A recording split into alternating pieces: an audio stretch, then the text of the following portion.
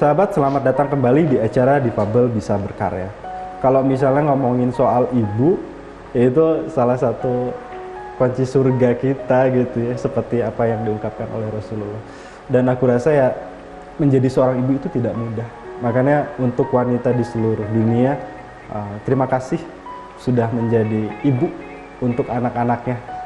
Dan aku rasa ya, teman-teman atau para perempuan di seluruh dunia atau yang nonton ini semuanya memberikan kebahagiaan dan memiliki yang namanya kebahagiaan seperti yang dimiliki sama Teh Rika. Memiliki 3 anak, yang satu super spesial ya Teh. Iya, super spesial. Lalu itu gimana Teh membagi waktunya Teh dengan anak-anak yang lain? Iya, tetap biasanya dari hati itu ada satu anak yang kita istimewakan ya. Jadi istilahnya rasa sayangnya jadi lebih terlihat lebih ya gitu. Tetapi kan itu tidak boleh kita lakukan karena kita tetap harus seimbang untuk bisa membagi gitu ya. Dan memang subhanallah dengan memiliki anak seperti Azam itu tentu saja kakaknya tidak berjalan mulus seperti biasanya karena pasti. Jadi ketika kakaknya itu usianya golden age, usia 3 tahun, lahir Azam yang super duper harus ekstra. Jadi sebulan sekali masuk rumah sakit, berapa kali kejang, ICU, jadi menyedot perhatian banget gitu ya. Sehingga ya saya dan suami merasa bahwa kakaknya kurang ada perhatian gitu ya. Nah alhamdulillah setelah sekarang semakin besar, Azam semakin bisa tidak terlalu seperti dulu, kesehatannya sangat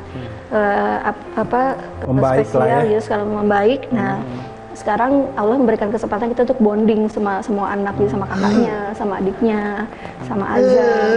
Bahkan mungkin saya juga bukan tipe bukan orang tua yang cukup berhasil ya, seperti ada orang tua lain yang memiliki sibling ya, kakak adiknya itu bisa merawat dan lain-lain. Kalau saya masih tahap untuk bisa memahamkan kepada mereka. Saya suka ngobrol, adek malu nggak punya adik kakak kayak abang gitu ya, kita harus dorong kursi roda kemana-mana, pokoknya ada tangga ngangkut semua gitu ya, turun mobil dan lain-lain, cukup repot gitu. Alhamdulillah jawaban mereka enggak kok, biasa aja. Nah itu mungkin yang ingin kita coba untuk bisa sama gitu, semua itu bisa merasakan, bisa berkasih sayang, bisa seimbang lah ya, tidak membanding-bandingkan atau tidak lebih kepada siapa gitu. Walaupun dari hati kecil mah ada aja gitu ya kepada siapanya. Ya karena kan ketika kita bahasanya nerima itu Gusti Allah yang turun di situ. Kadang-kadang kita ketemu dengan yang namanya trigger. Nggak tahu kenapa kok aku pengennya ke dapur aja. Oh ternyata di dapur tuh ada kompor yang belum dimatiin. Ya itu analogi lah ya. Ya termasuk tentang urusan hati. Nggak tahu kenapa sih kepikirannya Azam ya. Nanti mungkin suatu hari nanti seperti itu. Ya karena bahasa cinta itu cuman Allah yang. Kalau mungkin yang bahasa Umi Odet tuh, kita hanya bisa meminta cinta dari Gusti Allah. Cinta sebanyak-banyaknya hingga cintanya tuh luber. Nah si luberannya ini kita akan berikan kepada sekitar kita. Seperti mata air. Masya Allah. Semakin jernih airnya, semakin jernih lingkungannya. Dan itu aku rasa yang dialami oleh Teteh. Iya, amin, amin. Kalau suami kesibukannya apa Teh? Suami saya trainer. Trainer lebih di SDM ya. Jadi HR. Konsultan HR. Ya otomatis banyak memiliki pengetahuan dan pengalaman tentang penanganan manusia, orang gitu ya, sumber daya manusia dan lain-lain. Alhamdulillah. Sama-sama belajar jadinya. Termasuk tadi berkata-kata positif gitu kan, mengingatkan untuk selalu berpikiran positif, berperasaan positif. Alhamdulillah. Kalau baper mah standar lah ibu-ibu mah ya, perempuan malah baper. Manusiawi. Pokoknya kalau udah ada yang ingin disampaikan, suami cukup menyiapkan telinga aja sama pundak guys. Putus banget. Kadang-kadang bahasa ya udah sabar gitu juga udah menolong. Iya, nggak ngomong apa-apa juga asal kita cerita dia dengerin cukup gitu sebetulnya. Itu tuh rumus emak-emak loh, rumus perempuan tuh ya. Perempuan itu kalau punya masalah suruh curhat aja, 50% masalah selesai kan. Wow. Jadi maksudnya lebih lapang gitu ya. Ya memang Gusti Allah tuh ngasih sesuai dengan ya innamal usri usra, di dalam kesulitan pasti ada kemudahan. Ini selalu aku ulangi sih. Kenapa ya, memang karena ketika ngelihat teman-teman disabilitas atau pendamping disabilitas di sini, kok mukanya sumringah gitu ya, kok biasa aja sama seperti Teteh. Oh ternyata memang Udah kenyang kesulitan- soalnya. Udah kenyang dan sudah tahu bagaimana cara menanggulanginya. Rilis ya, rilis, Rilisnya. melepaskan. Ya, Kalau sekarang ada yang namanya apa? Self love ya, mencintai diri sendiri. ya. Nah itu teh ketika proses pada akhirnya, oke saya harus jatuh cinta kepada diri saya sendiri. Setelah itu saya harus jatuh cinta kepada lingkungan saya. Ya lebih kepada konsep Islam aja kali ya Kang ya. Jadi kita kuatusilah bilah dulu, kekuatan kita sama Allah dulu ya.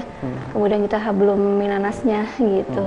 Dan Allah Rasulullah juga mengatakan yang paling baik adalah orang yang paling bermanfaat ya.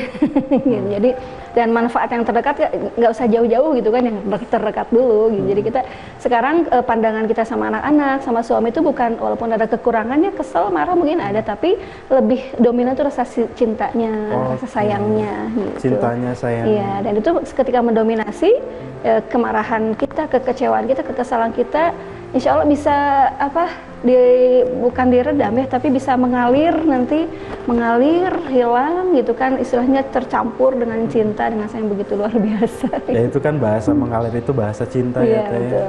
Ketika menempatkan dulu yang namanya hati, baru bahasa pikir. Kadang-kadang kalau bahasa pikir dulu kita ngeluh duluan, tapi kalau bahasa hati dulu, ya udah bahasa hati. Terus akhirnya nemuin yang namanya jalur. Kan ini sebutannya anomali ya, sesuatu hal yang tidak terencana sebenarnya. Tapi betul. ternyata jadi terencana. Iya. Jadi direncanakan itu seperti apa. Ya Zam ya? Iya. Zam? Termasuk saya juga berpikir gini Kang sama suami kan. Nanti kalau kita udah nggak ada, sama siapa Azam? Bagaimana ke depan kehidupannya? Lantas gitu seperti kan. apa Teh? Nah, awalnya kan kami tergabung dalam komunitas itu ya. Komunitas Cerebral Palsy Bandung Raya itu sekarang anggotanya sudah kurang lebih 370 keluarga, termasuk Erika. Termasuk Erika ya. Erika Wulan dan lain-lain. Jadi yang Cerebral Palsy Bandung Raya 54 kabupaten. Nah, kami mulai berpikir bagaimana nanti ke depannya ya kita harus mempunyai sebuah lembaga yang bisa membantu kita para orang tua gitu ya. Baik sekarang maupun nanti. Akhirnya saya dengan suami membuat sebuah yayasan. Nama yayasannya apa tuh? Anak Muda Istimewa. Anak Muda Istimewa. Nah ini sekarang fokusnya masih ke anak-anak Cerebral Palsy Bandung Raya. Azam, hai. Kakak boleh ke sana nggak? Aku manggilnya kakak ya. Anak Muda Istimewa ini dalamnya Cerebral Palsy, termasuk Cerebral Palsy yang menulis itu ya Teh? Anak Muda Istimewa itu masih istilahnya kita membantu komunitas Cerebral Palsy. Oh, masih cangkupannya masih Iya, membantu. Cerebral Palsy. Tapi kedepannya mudah-mudahan bisa semakin melebarkan sayap ya. Dan belum ada, kita masih karena Cerebral Palsy, jadi kegiatannya lebih kepada bantuan kebutuhan yang dibutuhkan oleh anak Cerebral Palsy, kemudian terapi seperti itu bagi anak-anak yang karena Cerebral Palsy itu butuh terapi. Kalau Azam itu butuh terapi seumur hidup. Jadi kalau terapinya stop, kesehatannya bisa menurun. Kemampuannya bisa Termasuk dari segi obatnya Teh? kalau Azam sudah nggak pakai obat. Oh, Azam nggak pakai obat? Udah nggak pakai obat. Alhamdulillah. Jadi lebih kepada kesehatan, kemampuan. Kalau untuk Cerebral Palsy itu terapi ya, terapi. Terapi juga macam-macam, nggak terapi fisioterapi, ada wicara, ada okupasi, gitu. Itu sangat membantu. Hai, nyari apa Azam? Mau berdiri. Iya. Azam yang mau berdiri ya? Wow, keren. Baik. Loh, Azamnya lagi berdiri dan wah kayaknya sangat penasaran dengan yang ada di belakang. Penasaran apa itu nanti kita lihat di segmen selanjutnya.